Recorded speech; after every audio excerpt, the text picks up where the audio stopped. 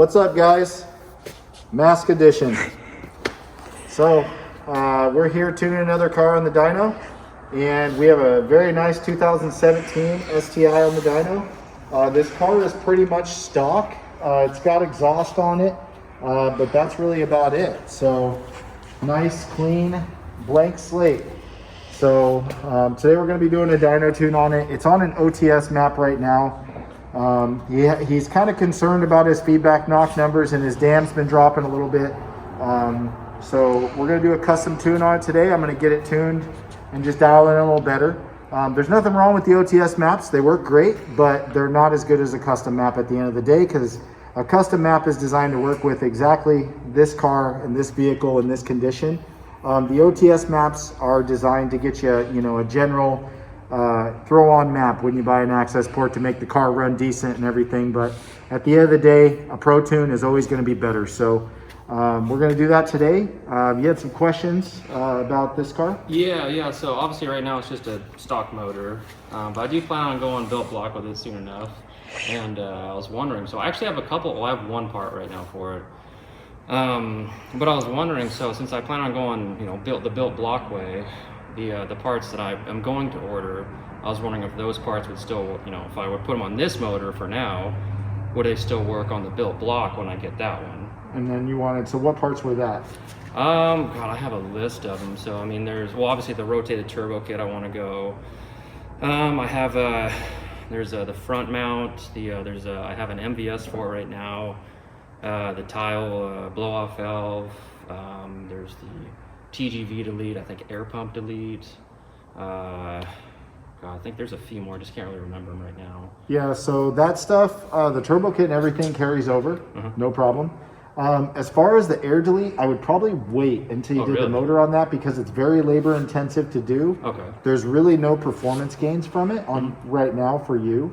It's more of kind of a preventative maintenance thing down the road, so you don't have a hassle if the system has an issue.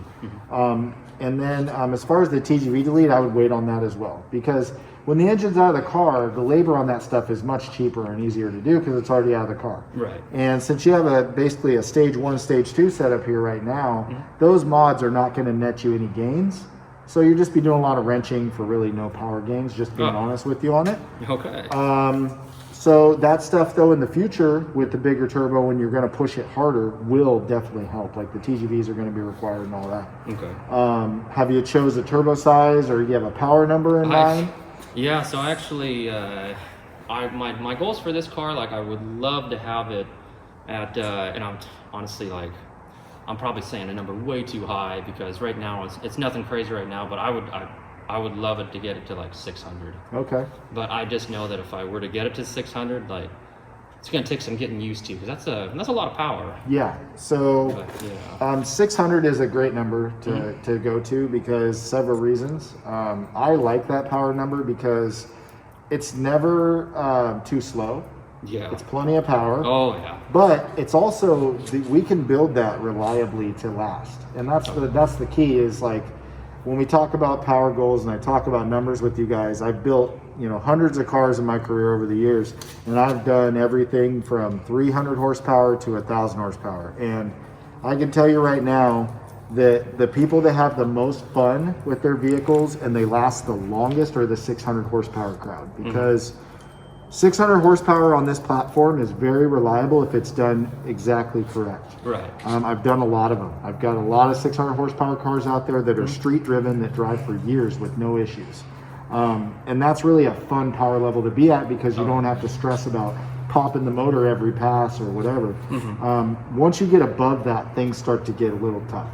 These motors, when you get up into the 700, 800, 900 range, the longevity it goes down a lot. No matter how good we build them, it's just, at that point, you've only got 4 cylinders. So I always tell everybody, 100 horsepower per cylinder is bomb-proof.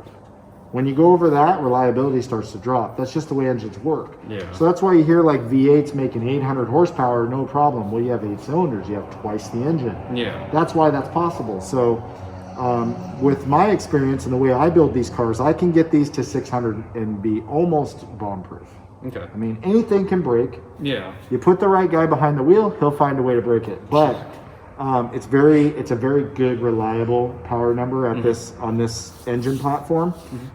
Beyond that, I've done a lot of them, and they do hold together, but they definitely don't last as long as the 600 level. Yeah. And that's really where this motor is you know, with the parts we have and the block technology we have right now. That's where this motor is basically what I call, like, once you get to that level, it's fun. Once you go past that, it gets stressful. So past that 600 mark? Past 600, it gets stressful. That's a because lot of power. everything has to be that much more perfect every time you get on it. So things I don't usually talk about with you guys is, like, you know, you can build a motor for 400 horsepower and it could blow up tomorrow because you could lose an injector, a fuel pump, anything. So when we're building these cars for this kind of power, we're relying on the components even more than we are when it's stock. So that injector, that fuel pump, that coil pack, all of those components have to be working 100% perfect in order to get the power numbers, these big numbers. And the problem is once those parts start to deviate a little bit, then we have reliability issues, because now that injector is not flowing exactly what it's supposed to. And when you're pushing that much boost and that much timing, the margin for error gets very small. So not only does the tuning have to be perfect, but the vehicle systems have to be operating 100%, because we're going to be pushing them harder than they were ever designed to do. So with that being said, 600 horsepower goal is a great goal. I don't see any issues with that. I've got that recipe down pretty good. I mean, that's, you know, I could sit down with you another time and give you a quote, and we can go over, you know, what parts I would recommend for that. Yeah, that sounds good. But yeah, that'd be awesome. So most people that get these cars, you know, they usually start out with intake, exhaust, and a tune. That's what 99% of the people do when they buy these cars, and that's a great way to go. But as you know, you're gonna want more. No, so yeah. that just gets you it gets you hooked, and then from there it's just more. It's just more and more and more, right? So, well, I wanted to bring you guys that little bit there, because I get a lot of emails, a lot of messages, a lot of Instagram messages asking all these questions. So I'm going to try to do a little more interviews with the customers when I'm doing this kind of stuff for you guys, because I feel this gives you some value to these videos a little more. You know, it just kind of answers some of the common questions. Somebody, you know, one of you guys at home probably is watching this video right now going, I have that same car and I want that. So hopefully this helps you. I always do, you know, consultation through email and messages if you hit me up. So I have no problem, you know, helping you guys out with that stuff. But yeah, it's all strapped down. Well, enough talking. Let's start making some noise. See what we can do. Yeah.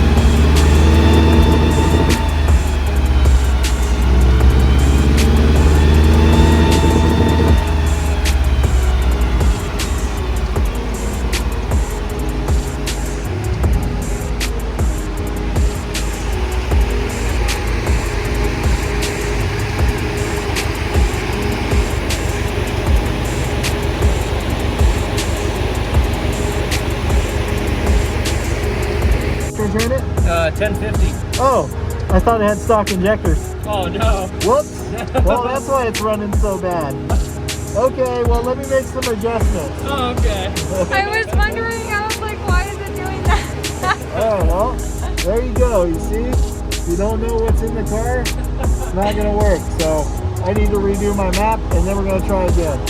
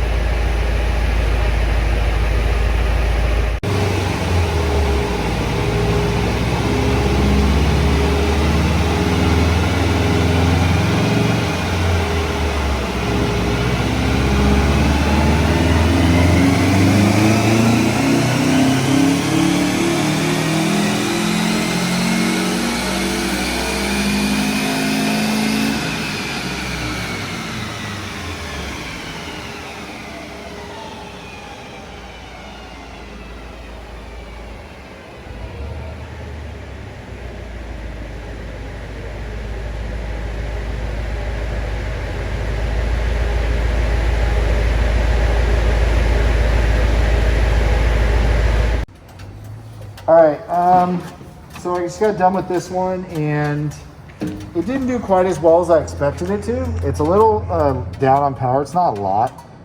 The torque is good, 294 torque, 272 wheel horsepower, 18 PSI. I just wanted it, I wanted it to take more timing. It should have made a little bit more power, in my opinion. So I'm checking a few things here with everything. The intercooler is pretty warm. So I'm wondering if I'm not getting enough cool air to it for some reason. So I'm gonna hose the intercooler down, and I'm gonna do one more pull and see if the power comes up. If it does, then that's what it is, and then we'll be good. This fan setup sometimes isn't the most ideal. It just depends. Some days it works better than others, but I'm gonna go ahead and do that, water it down, do one more pull, and then see if the power comes up. If it does, then I'll feel really good about it. So.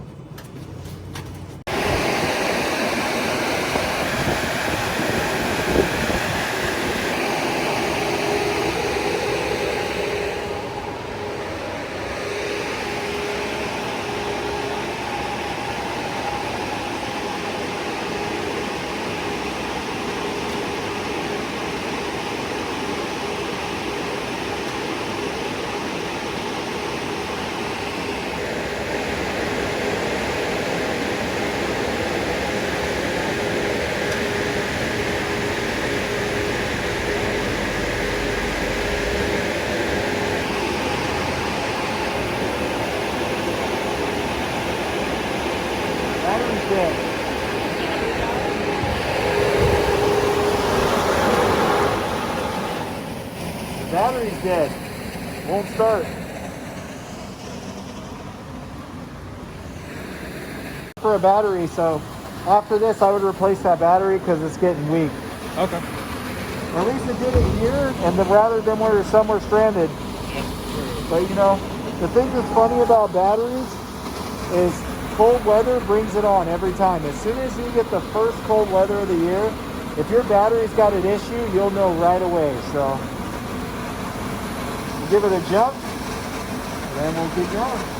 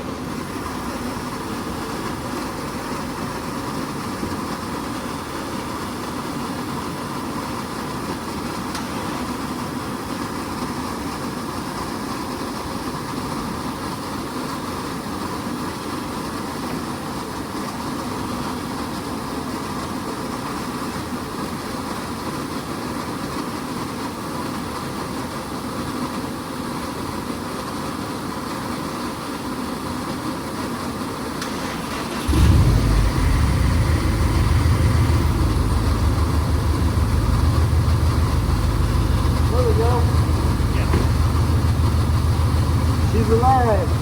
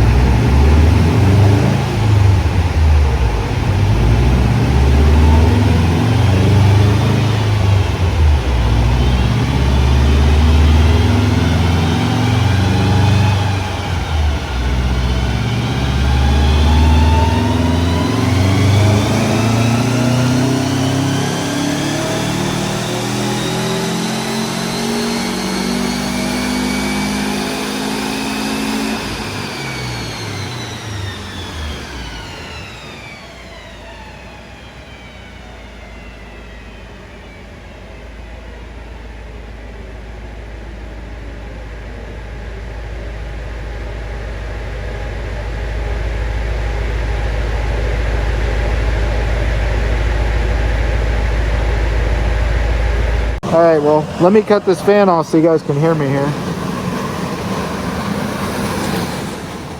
All right, well, numbers are okay. We ended up 275, 298 torque, 18 PSI. Car has 1050X injectors. It has a fuel pump, I assume. So it's got a fuel pump. Stock airbox on this with high flow 3-inch exhaust with a catted downpipe from Cobb, is it? Stop, yep. So it's got a few mods. I was really expecting it to make another 20 is what I was really hoping to see, and over 300 torque, but it kept pulling timing when I tried to do that. So I can't force the car to do what it doesn't want to do. I mean, I won't. I can, but I won't. So I put it to where it's happy, where there's very little to any feedback knock, which is safer for the car. It could be, you know, a lot of things. It could be bad fuel.